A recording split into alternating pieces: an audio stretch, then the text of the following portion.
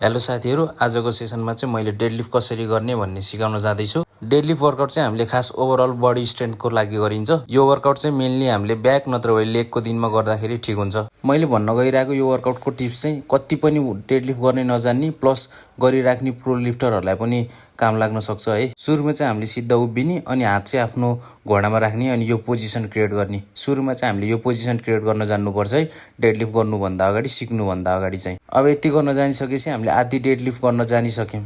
अब हामी यही पोस्टरमा सिधा तल जान्छौँ अनि फेरि सिधा माथि आउँछौँ। यति गरेपछि अब हाम्रो फर्म यही नै हुन्छ। यसलाई नै रिपिट गरिराख्ने हो हामीले। अब अघि हामी जुन फर्ममा थियौँ त्यही फर्ममा अब हामीले बार लिन्छौँ। बार लिएपछि अब त्यही नै फर्म रिपिट गर्ने हो। मेन हामीले ध्यान दिनुपर्ने कुरा चाहिँ तल जाँदा हाम्रो ब्याक लक हुनुपर्छ अनि माथि आउँदा चाहिँ स्ट्रेट हुनुपर्छ प्लस ग्लुट्स चाहिँ हाम्रो टाइट गर्नुपर्छ। देख्न सक्नुहुन्छ हामीले वेटेड डेडलिफ्ट गर्दा पनि त्यही फर्म, त्यही टेक्निक अनि त्यही आइडिया मेन्टेन गरेर हामी वर्कआउट गर्दैछौँ। फर्म र टेक्निक त जान्नु भयो, तर ह्यान्डको प्लेसिङ पनि जान्न जरुरी छ। हामीले डेडलिफ्ट गर्दाखेरि दुईटै ह्यान्ड ग्रिप चाहिँ सुपरनेटेड र प्रोनेटेड गरेर गर्नुपर्छ यसरी। जसलाई चाहिँ हाम्रो नेपाली भाषामा भन्दाखेरि एउटा हाम्रो रिस्ट चाहिँ अगाडि फर्काउने, एउटा चाहिँ पछाडि फर्काउनुपर्छ। हैन म दुईटै एउटै साइडतिर फर्काएर गर्छु भन्दा पनि इट्स ओके। आफूलाई जसरी बेस्ट लाग्छ, जसरी ग्रिप स्ट्रङ हुन्छ त्यसरी नै गर्दा राम्रो। मैले चाहिँ एउटा अगाडि फर्काएर एउटा पछाडि फर्काएर गर्छु यसरी।